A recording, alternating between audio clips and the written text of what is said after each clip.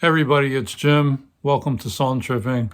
I'd like to do a shootout video today. I'm going to be comparing different versions of that album, Wind and Wuthering by Genesis. And I have the vinyl copy. I've got a couple different streams I've been comparing, but the main impetus for this was these two different CD versions. I have a very early CD pressing on Atco. This is a made in Japan by Sanyo, and it's got only 8 numbered tracks, so like they combined 2 tracks. You get the whole album, but that's one indicator that this is the version that you have. And this was probably came out in the late 80s, I think. And it's a very, very early CD version. So we're assuming there that this is the original mix. It's only been mastered for CD. It doesn't have any kind of crediting on who did what here. It's very bare bones. The packaging is just this and this. You know, you don't get any lyrics, nothing. No credits. This is just from the early days of CD making. So there's that. And then the other CD I have is this one, which is basically a CD and also a DVD. This is a 2007 remastered version. I get really confused on these Genesis albums as to what's remastered, what's remixed, and so forth. But if you read the credits to this one, here you get at least a better booklet. You get the lyrics, if you can read them, they're really faintly printed. And you get your DVD credits. But this has a 5.1 surround sound mix, which I will not be reviewing because I don't have a 5.1 sound system. That mix was done by Nick Davis. And then it says it was remastered by Tony Cousins. And I think the mixing credits, it doesn't really say. It just says engineered by David Henschel. And yeah, I mean, that was from the original recording. So when they say it was remastered, I'm assuming that means both the stereo mix and the 5.1 sound mix. The question I have is, and Genesis experts, you can weigh in the comments, but is this 2007 version a remastered version of the 1990s version that came out, which was done by Nick Davis? I think that one's called the Definitive Edition, and I don't have that. And I can't tell you for sure like what the relationship is between this 2007 version and that 1990s version. Although I will say that over here on the computer on Tidal, they do have 2 separate Wind and Wutherings. They have one that's clearly marked a 2007 remaster. That's this one. And then they have a 1990. So I want to say it's 1994. Don't quote me on that. But that one, Nick Davis is credited in the information on Tidal as being the mixer of that one. So I'm going to assume, for the sake of argument, that that's the definitive edition. So I did have a chance to listen to that one streaming. And then, of course, we have the vinyl. And I'll leave the outer sleeve up there, but here we go. This is the vinyl copy. And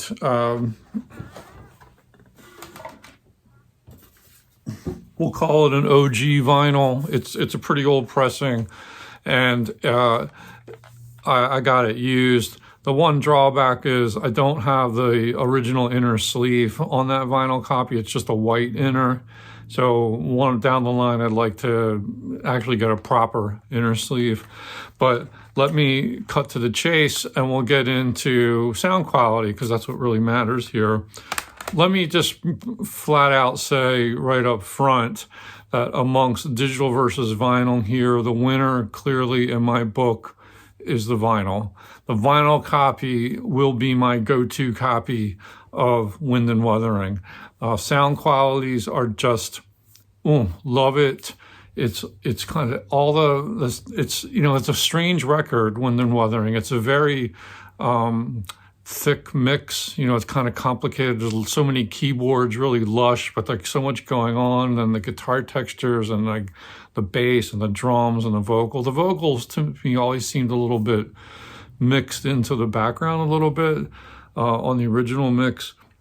But, it's a lovely sounding record, but it's kind of complicated. And I think it's probably hard to get it right when you're trying to transfer to vinyl or CD. And the vinyl for me was warm. It was, the loud parts were just kind of like really involving and like very, very full.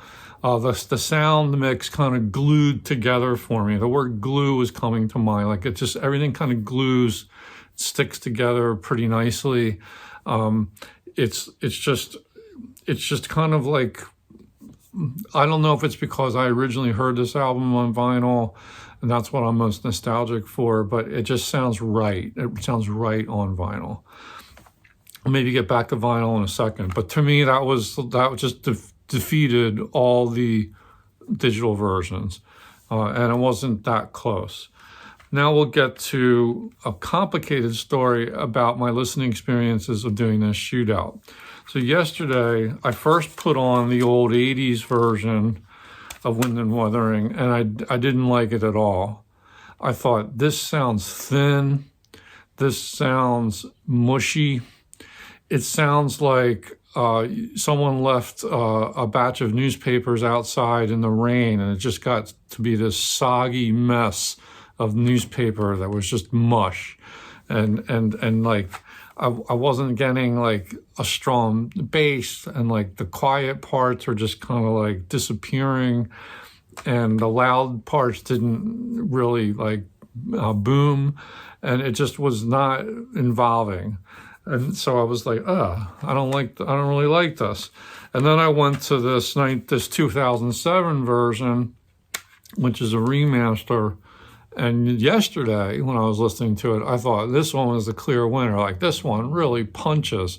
It pops out. And it's like, I did this one first, then I listened to this one, and this just sounded so much more present and so much, it just punched harder and, got my attention more.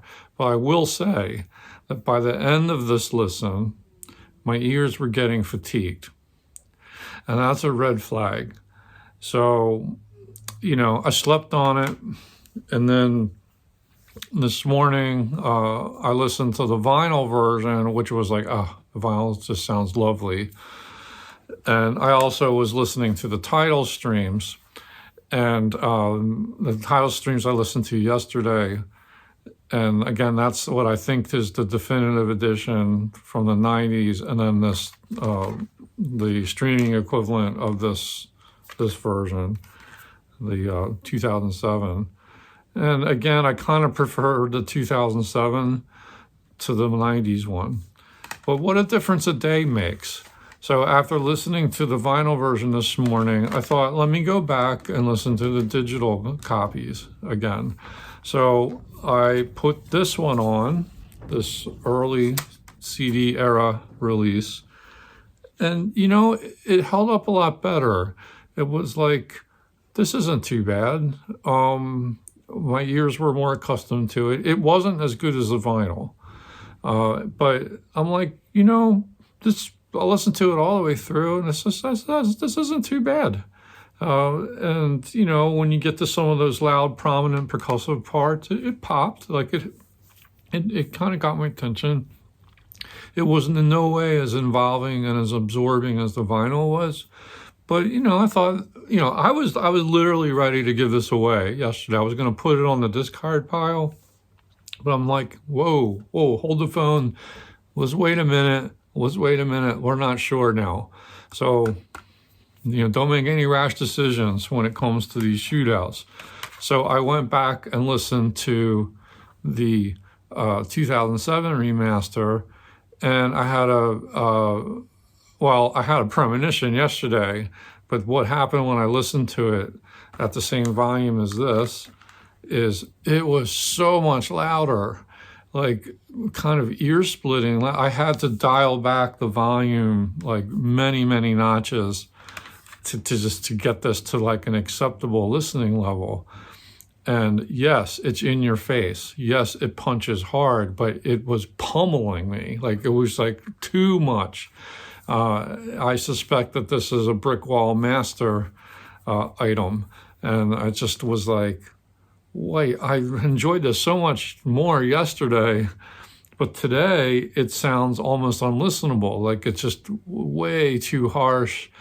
I will say that the quiet passages show up really nicely here, and what I hear is a different mix compared to this version. This is probably just a transfer of the vinyl mix, I'm assuming, whereas this, has clearly been futzed with.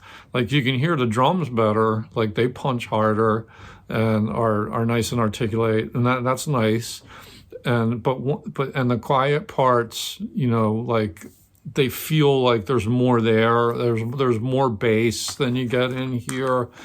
But on this side, like this is kind of more balanced, even keel, whereas this is just kind of accentuating everything.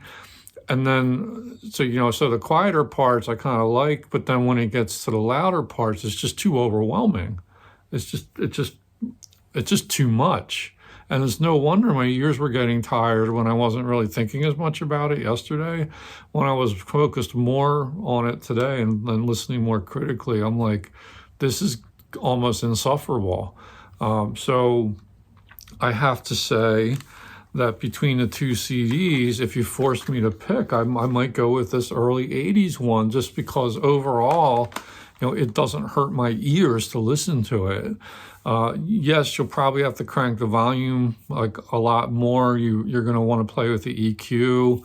You might want to compensate for treble or bass. But overall, it was a more balanced presentation. It just isn't as involving as the vinyl. And like this newer one, the 2007, it's involving, but it is like, it's sort of in your business. It's just like in your face, down your throat, like, yanking your stomach out. Like it's just kind of, just too much of a good thing.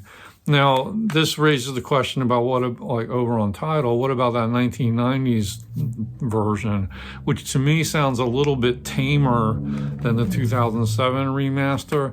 So for some people, that might be the preferable one to listen to. It's not bad. I would love to, love's too strong a word. I would like to maybe get that on CD. If I found it used at a cheap price, I probably would try it, the definitive edition. But I don't know if this is just like a remastered version of that definitive edition, and like it's not that big of a deal. But it may be not as brick wall loud. My ears told me listening on Tidal that it didn't sound as bad that way. But, overall, it gets hard to draw conclusions here, because I think the one clear conclusion I draw is that the vinyl wins. Like the vinyl was the best on my system. And if I think of listening to Wind and Wuthering and I'm at home, I'm gonna put the vinyl record on. It just was overall more pleasant and didn't have any real deficiencies, other than some, clicks and pops. But the digital is just much more murky, because none of them are really satisfactory. And I wish someone would do Genesis justice. Now I know that Analog Productions has issued some new masters of some of the earlier Genesis albums, but they haven't gotten to Wind and Wuthering yet. I don't know if they're ever going to do it. So I don't know if that would be an improvement. And I'm pretty sure Rhino has released later vinyl versions, but I think they are based on the 2007 masters. And I don't really see a need to go there. Like, my assumption is the vinyl might be preferable to the CD, but one of my original vinyl sounds perfectly fine. I don't really think there's a problem. Like, I don't want to make problems where there aren't any. But yeah, I'm a little bit left in confusion here. Like, I'm disappointed that the digital doesn't sound as good as I feel like it ought to or deserves to be. Yes, it's a kind of weird recording because there's so much going on, and these are complex songs, very rich in keyboard textures and guitar textures, and I'm not saying it's easy to mix and master this kind of music, but somebody ought to do it right, because Genesis deserves that. But hey, there's nothing wrong with a good old vinyl, so I think that's what I'm going to stick with. And I guess I won't get rid of either of these CDs until I give them more listening time. But I'm glad I didn't just rashly throw this one out, because yesterday this sounded so mushy and kind of like flaccid, and then today it improved to my ears. And this one really came down because it was just way too harsh. It was just, knocking me out, and I didn't like feeling like I was being abused. But anyway, what are your thoughts about these Genesis albums? I know, you go to some of the forums and people go back and forth, and I don't know if you're hearing what I'm hearing. If you have any recommended pressings of CDs or vinyl, let me know in the comments, and share your knowledge. I would appreciate it. That is Genesis, Wind and Wuthering. I think it's one of their better albums. It's a perfect album to listen to in the fall. And there's a lot of music on here and a lot of variety, and I enjoy it all from start to finish. It's kind of like prime Genesis for me. Thanks for listening and watching. Bye-bye.